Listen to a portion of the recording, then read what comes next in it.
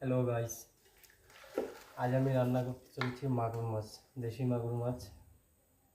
একটা পিস দেখতে পাচ্ছ কত বড় বড়।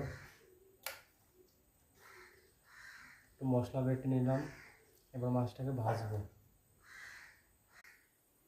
প্রথমে কড়াইটা একটু ভালো করে গরম করে নিলাম।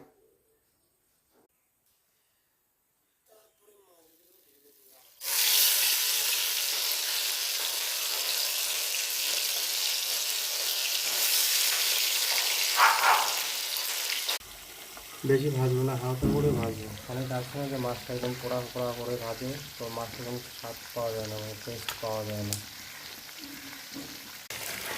মাছটা একটু ঘুরিয়ে দিলাম অপর পাশটা।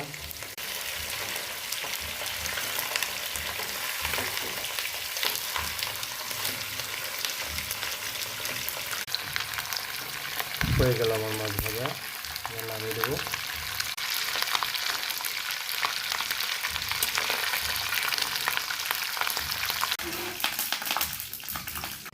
মাছ ভাজা হয়ে গেছে। এবার আমি একটা বাটিতে কিছু হলুদের গুঁড়ো,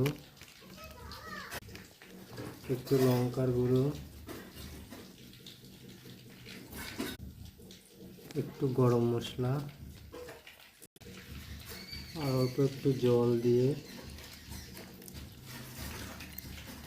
ভালো করে পেস্ট করে নেব।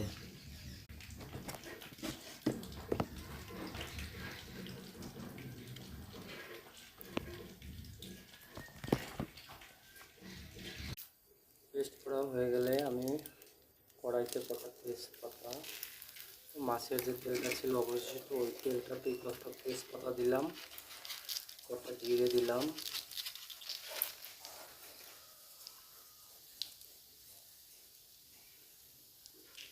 আমরা এমনিতে বেশি তেল মশলা খাই না, পেঁয়াজ রসুন খাই না বললেই চলে। আর একটু মাংস হলে দেওয়া হয়, না তো তাও দেওয়া হয় না। মাছের গেলে তো একদমই ভালো লাগে না আমার পেঁয়াজ রসুন। জিরেটা একটু গরম হলে, মানে কালো কালো হয়ে গেলে আমি আমার পেস্ট করা সেই লঙ্কার গুঁড়ো, হলুদের গুঁড়ো, একটু গরম মশলা ওটা ঢেলে দেবো।